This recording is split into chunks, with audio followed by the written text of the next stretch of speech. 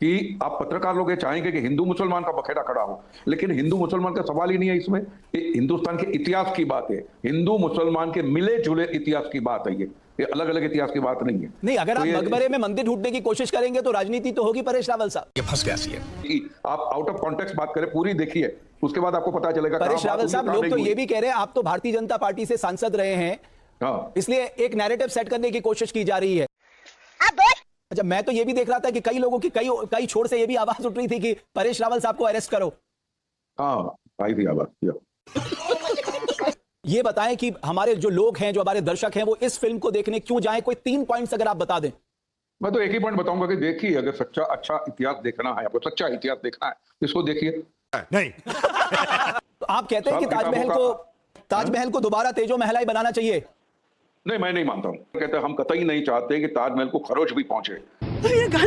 लोगों को कुछ हद तक की सच्चाई दिखाई जाती है, उससे ज्यादा दिखाई नहीं जाती है, और जब उससे ज्यादा सच्चाई दिखाई जाती है तो कुछ लोग उसे प्रोपेगेंडा कह के खारिज कर देते हैं। अगर जिस तरह का माहौल बताया जा रहा है कि साहब ये प्रोपेगेंडा फिल्म है, तो ये एक चिंता का विषय है आपके लिए कि एक गलत नैरेटिव जा रहा है अभी शुरुआत में? नहीं नहीं नहीं, बिल्कुल नहीं। तो दोस्तों, शुरू में आपने छोटा सा क्लिप देखा होगा, जो कि आपको आगे मैं पूरा क्लिप दिखाने वाला हूँ। आप सबको पता ही है कि अब एक और नई प्रोपेगेंडा मूवी आने वाली है, बहुत जल्द ये रिलीज भी हो जाएगी, द ताज स्टोरी। अभी कुछ टाइम पहले ही आपने मूवी देखी होंगी, और तमाम मूवी इस तरीके की जो मूवी होती है, प्रोपेगेंडा मूवी होती है, तमाम फ्लॉप होती हुई नजर आती हैं। और उम्मीद ये है कि ये भी फिल्म जो है फ्लॉप ही हो जाएगी। जैसे अगर आपने बंगाल फाइल्स देखी और उदयपुर फाइल्स देखी और तमाम इस तरह की जो भी प्रोपेगेंडा मूवी आती हैं, तो तमाम ऐसी फ्लॉप हो जाती हैं। और एक तो योगी जी के ऊपर फिल्म बनी है, वो भी फ्लॉप हो गई। तो इस तरीके की पहले मूवी जो बना करती थी, वो एक्शन रोमांटिक अच्छी मूवी बना करती थी, आपसी भाईचारे की मूवी बना करती थी। लेकिन अब इन लोगों ने एक नया प्रोपेगेंडा बना लिया है कि भाई अब इस तरीके की मूवी बनाओ, खूब वायरल हो जाएंगी। लेकिन वो होता क्या है, उल्टा पड़ जाता है। इसी को लेकर पत्रकार भाई ने प्रोड्यूसर एक्टर को बुलाया है और तमाम उनसे सवाल जवाब किए हैं कि भाई तुम मकबरे को मंदिर कैसे बता सकते हो, इस तरह की तमाम बातें कही हैं। और लास्ट में क्या बोला है, आप लोग इसको टॉपिक पर पूरा जरूर देखें, पूरी डिबेट जरूर देखें, आपको मतलब मजा आने वाला है। तो आइए ज्यादा टाइम ना लेते हुए करते हैं वीडियो को स्टार्ट। आइए देखते हैं, पिक्चर चालू करो बे। परेश रावल साहब, मैं शुरुआत आपसे करना चाहता हूं। मैं पहले तो बहुत बधाई आपको, बहुत शानदार ट्रेलर के लिए। मैं इसका ट्रेलर देख रहा था, बहुत ही शानदार ट्रेलर आपने बनाया है। लेकिन आप शुरू में ही ये कहते दिखाई दे रहे हैं कि मैं मंदिर देख रहा हूं, तो ये सवाल उठेगा कि साहब आपने तो पूरी तरह से इसको मंदिर घोषित कर दिया है। बिल्कुल। फिल्म में आगे चल के पता चलेगा मंदिर किस हवाले से वो बोल रहे हैं जी। वो बोल रहे हैं कि मैं जहाँ काम करता हूँ, जहाँ कर्म करता हूँ, वो कर्म स्थल मेरे लिए मंदिर के बराबर होता है। अच्छा। एक और बात आपने कही आखिर में कि हमारे यहाँ आक्रांताओं ने बहुत कोशिश की हमारी सभ्यता संस्कृति को मिटाने की, लेकिन भारत के रग रग में सनातन है। तो फिर वही लोग सवाल उठा रहे हैं कि साहब ये तो डिवाइसिव पॉलिटिक्स की तरफ बढ़ रही है फिल्म। ये फिल्म का ऑब्जेक्टिव ये है। डिवाइसिव पॉलिटिक्स तो ही नहीं, हमारी रग रग में सनातन है, जटिल हम बचे हुए, नहीं तो कब के हम कन्वर्ट हो गए होते, नहीं तो कब के हम कन्वर्ट हो गए होते। आपने इतनी सारी फिल्मों में काम किया है, अलग अलग किरदार निभाए हैं परेश रावल साहब, ये थोड़ा अलग कैसे है? ये अलग क्या है कि पहले तो ऐसे ऐतिहासिक मुद्दों को लेकर जो आप डिस्प्यूटेड कह सकते हैं, चर्चास्पद कह सकते हैं, कंट्रोवर्शियल तो लोग बनाना चाहते हैं, लेकिन आप चलिए कंट्रोवर्शियल भी कह दे, ऐसे कई मुद्दे पे, ऐसे किसी मुद्दे पे मैंने काम नहीं किया, नंबर 1। नंबर 2, जब ये स्क्रिप्ट आई तुषार गोयल भाई ने लिखी है, तो मैं ताज्जुब रह गया। तो जिस तरह से रिसर्च हुआ है, एक्सटेंसिव एंड मेटिकुलस रिसर्च हुआ है, तो मैंने बोला यार ये अगर ऐसा ही रहता है और गलत दिशा में नहीं जाती है, ये अगर जिंगोइज्म नहीं होता है, तो मैं ये करने को तैयार हूँ। गजब टुकी बात। उसके बाद में कई जो एक्सपर्ट है, स्टॉलवर्ड्स है, हमने उनसे भी सलाह मशवरा किया, काफी बातें भी की। जैसे मैं नाम भी दे सकता हूँ, डॉक्टर सुधांशु त्रिवेदी जी, आभास बालदैया, फिर ऐसे कई ज्ञानी और नामी लोग हैं, उनसे बात की, वेरीफाई किया और बोला चलो ये करने लायक चीज है। शर्त बशर्ते ये कि इसको जिंगोइज्म नहीं होना चाहिए, किसी गलत दिशा में नहीं जाना चाहिए। दैट इज वाई ट्रेलर के अंदर भी कहा गया है कि आप पत्रकार लोग ये चाहेंगे कि हिंदू मुसलमान का बखेड़ा खड़ा हो, लेकिन हिंदू मुसलमान का सवाल ही नहीं है इसमें। झूठ बोलो। हिंदुस्तान के फिर क्या? इतिहास की बात है, हिंदू मुसलमान के मिले जुले इतिहास की बात है ये। अच्छा, ये अलग अलग इतिहास की बात नहीं है। बार बार झूठ बोलो। वाह वाह। नहीं, अगर आप ये- मकबरे में मंदिर ढूंढने की कोशिश करेंगे तो राजनीति तो होगी परेश रावल साहब। नहीं, मकबरे आप देखिए, पूरी पिक्चर देखिए, इसलिए मकबरे में मंदिर ढूंढने की जो एक ही आप आउट ऑफ कॉन्टेक्स्ट बात करें, पूरी देखिए, उसके बाद आपको पता चलेगा कहाँ परेश बात रावल हुई, साहब, कहाँ लोग नहीं तो हुई। ये भी कह रहे हैं आप तो भारतीय जनता पार्टी से सांसद रहे हैं, हाँ, इसलिए एक नैरेटिव सेट करने की कोशिश की जा रही है। अभी मजा आएगा ना भिड़ो। नहीं, कोई नैरेटिव सेट करने के लिए मुझे, ये तो नैरेटिव बरसों से चल रहा है। मैं सांसद नहीं होता तो भी ये नैरेटिव चलते रहता, तो मेरे सांसद होने से न होने से कुछ सवाल खड़ा नहीं होता है। ये तो सब लोग कहते हैं कि भैया ऐसा ऐसा है, लेकिन हमने वो बात को छेड़ा ही नहीं है। हम दूसरी दिशा में गए हैं, दूसरी बात की है, एजुकेशन डिपार्टमेंट को लपेटे में लिया है, कुछ हद तक जुडिशरी को भी लपेटे में लिया है। लपेटे में नहीं कह सकते, लेकिन जुडिशरी के सामने भी हमने सवाल खड़े किए हैं। एकदम इन्होंने वक्त बदल दिया, जज्बात बदल दिए, जिंदगी बदल दी। बट परेश रावल साहब, अब तो आपने इतने लोगों से मुलाकात कर ली, फिल्म में इतना लंबा समय दे दिया, अब आपका अनुभव क्या कहता है? ताजमहल क्या है? तो ताजमहल देखिए, पहले तो मैंने 2017 में एक ट्वीट किया था, जब मैं भारतीय जनता पार्टी का सांसद था। उस ट्वीट में ये था कि भैया बेकार की इसके कंट्रोवर्सी मत कीजिए, ये खूबसूरत इमारत है, इसके बारे में फालतू की कंट्रोवर्सी उनको मत घसीटिए। ये तब की बात है। अब की बात है कि ये किसने बनाया, वो उस बात को लेकर है। कार्बन डेटिंग की बात है, काफी सारी बातें कही है जो पहले नहीं थी। जो जिस कंट्रोवर्सी को लोग उछालना चाहते हैं, उसकी इसमें बात ही नहीं है। अरे क्या करूं मैं इसका? क्या करूं इसका? क्या करूं? मार भी नहीं सकता। अच्छा, मैं तो ये भी देख रहा था कि कई लोगों की कई छोर से ये भी आवाज उठ रही थी कि परेश रावल साहब को अरेस्ट करो। हाँ, आई थी आवाज। इससे आप विचलित तो नहीं है ना? नहीं, झूठ बोल रहा है। लेकिन ये जो 22 कमरों का रहस्य है, इसकी ओर ज्यादा ध्यान दिया गया इस फिल्म में। बहुत सारी बातें हैं इसके अंदर, कब बना, कैसे बना, क्या क्या, और सब सारे माने एक प्राइमरी सोर्स है, माने ऑथेंटिक जो लोगों की बातें अकाउंट है, उनसे बनाया गया। कोई मनगढ़ंत नहीं है, कुछ हैंकी पैंकी नहीं है इसमें। सही जो मुद्दे हैं ऑथेंटिक लेवल पे इसको पेश किया गया है।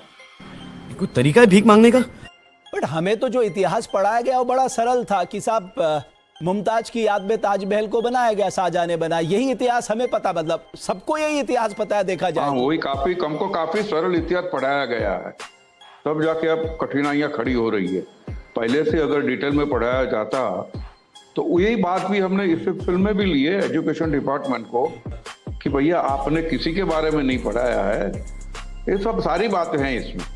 तो आपको लगता है क्लैरिटी बनेगी अगर ये फिल्म लोग देखने जाएंगे सिनेमा हॉल में? तो क्लैरिटी बनेगी, बिल्कुल क्लैरिटी बनेगी। जो भी गलतफहमियां है वो तो दूर होगी और लोगों को समझ में आएगा कि क्या हुआ था, कैसे हुआ, ये सारी बातें समझ में आएगी। ये अगर मैं आपसे पूछूं और हमारे दर्शक भी जानना चाहें, परेश रावल जी ये बताएं कि हमारे जो लोग हैं, जो हमारे दर्शक हैं, वो इस फिल्म को देखने क्यों जाएं? कोई 3 पॉइंट्स अगर आप बता दें। मैं तो एक ही पॉइंट बताऊंगा कि देखिए, अगर सच्चा अच्छा इतिहास देखना है, आपको सच्चा इतिहास देखना है, इसको देखिए। नहीं।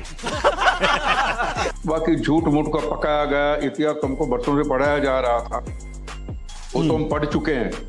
अभी अगर सच्चा इतिहास देखना है, इतिहास की सच्चाई देखनी है आपको, तो फिल्म देखनी चाहिए। इसके बाद भी अगर आपके मन में सवाल उठते हैं तो उसको चैलेंज करना चाहिए। हम मालूम है तेरे बाप को मत सिखा, चल।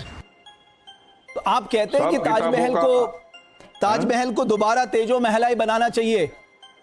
नहीं, मैं नहीं मानता हूँ। इसमें डायलॉग है, जब जाकिर भाई बोलते हैं ऑपोजिशन के लॉर्ड, तो फिर क्या करें, ताजमहल को तोड़ दें? तो मेरा कैरेक्टर कहता है हम कतई नहीं चाहते कि ताजमहल को खरोच भी पहुंचे। ये गान फट कर। हर समस्या का समाधान तोड़ने तुड़वाने से नहीं निकलता है, स्वीकार करने से भी समस्या का हल निकलता है। एक कई बात कही है इसके अंदर। तो आपकी लोग फिल्म अगर- का फोकस ये है इस ऐतिहासिक तथ्य की स्वीकार्यता की जाए, लोगों को एक्सेप्टेंस कराया जाए कि सब रियल हिस्ट्री ये है। या इसलिए इसकी जो टैगलाइन है कि हम खोदेंगे नहीं, हम खोलेंगे इसके राज, इसके दूसरे पहलू। गजब टूपी बाज आदमी। या क्या है, ताजमहल जैसी इतनी खूबसूरत इमारत को आप तोड़ के क्या कर लो? तो क्यों तोड़ोगे आप? अरे कहना क्या चाहते हो? है तो हमारे ही कारीगरों ने बताया, हमारा ही पैसा था, हमारी ही जमीन है, हमारा ही मार्बल है, तो इसको क्यों तोड़ना? लेबल है। आजकल ये अगर बात- दृष्टिकोण भी बन गया कि साहब ये प्रोपोगेंडा फिल्म है। माने अगर आप झेल नहीं सकते सच्चाई को, ये प्रोपेगेंडा करके उड़ा दो। नहीं, इस बात की चिंता है कि कहीं ये नैरेटिव पब्लिक में ना चले जाए साहब प्रोपोगेंडा फिल्म है, बिल्कुल नहीं देखने जाना। इस बात की चिंता तो नहीं है परेश रावल साहब? मैं समझा नहीं क्या नहीं, narrative क्या अगर public जिस में? तरह का माहौल बताया जा रहा है कि साहब ये प्रोपोगेंडा फिल्म है, तो हाँ। ये एक चिंता का विषय है आपके लिए कि एक गलत नैरेटिव जा रहा है अभी शुरुआत में? नहीं बिल्कुल नहीं। झूठ बोल रहा है। हमने फिल्म में डायलॉग रखा है कि कुछ लोग होते हैं समाज के अंदर, जैसे सच्चाई सामने आए तो झेल नहीं पाते, वो सहन नहीं कर पाते, कहते नहीं ये तो प्रोपेगेंडा फिल्म है, उसको नकार देते, खारिज कर देते, उड़ा देते, उसका मजाक उड़ाते कि तो व्हाट्सएप या यूनिवर्सिटी से आए। ये सब है क्योंकि आपको हाल उससे फिलहाल में डरना ना नहीं चाहे वो है। केरल स्टोरी हो, कश्मीर फाइल हो, उदयफुल फाइल हो, कश्मीर बंगाल फाइल्स हो, इसको लेके बहुत सारे सवाल उठे ना, तो क्या या। उसी के समकक्ष भी इस फिल्म को रखने की नहीं, कोशिश की मैं जा रही है? समझता हूँ कि सवाल आप उठाते हो उससे पहले आप एक करो अब भैया, अच्छा कौन है भैया? केरल फाइल का विपुल शाह है, विवेक अग्निहोत्री साहब है, बंगाल फाइल का शुगर का, उनके साथ बहस कीजिए पब्लिक प्लेटफॉर्म पे। भैया आओ दिखाओ, आप भी अपने फैक्ट लेकर आइए, वो भी अपने फैक्ट लेकर आए। ऐसा ही बैठा बैठा किसी ने मेहनत की उसको खारिज कर देना, ये तो गलत बात है, ये ऐसा नहीं करना चाहिए। राजा ने ताजमहल बनवाया। ठीक है और परेश उन जी, लोगों मैं के- आखिर में आपका एक फेवरेट डायलॉग सुनना चाहता हूं, हमारे दर्शक भी सुनना चाहते हैं। इस फिल्म से जुड़ा कोई डायलॉग आप सुनाइए ना हमारे दर्शकों को। मुझे फिलहाल तो अभी आपने ऑल ऑफ अ सडन पूछा, मुझे याद तो नहीं आ रहा है। मैंने यही जो था डायलॉग की यार तो मैं भूल गया हूँ, उसको कैसे समेट कर रखूं, बट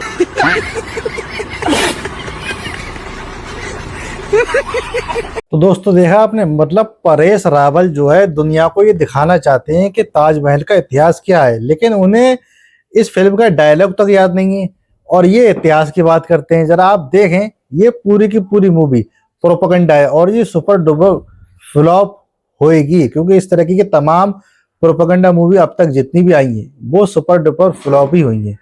भाई पहले की मूवी बहुत अच्छी हुआ करती थी, लेकिन अब बॉलीवुड वालों को पता नहीं क्या हो गया है। आप जरा साउथ मूवी देखें, कितना मजा आता है आपको, एक्शन मूवी होती है, कोई भी वहां पर प्रोपेगेंडा मूवी नहीं होती और वो देखने कितना आगे बढ़ रहा है। लेकिन बॉलीवुड, ये आपको अंदाजा लगेगा हो कि कितने पीछे चला जा रहा है। ये इन्हीं की वजह से ये प्रोपेगेंडा मूवी जितनी भी आ रही है आजकल, इन्हीं की वजह से ये बॉलीवुड जो बहुत ही पीछे चला गया है।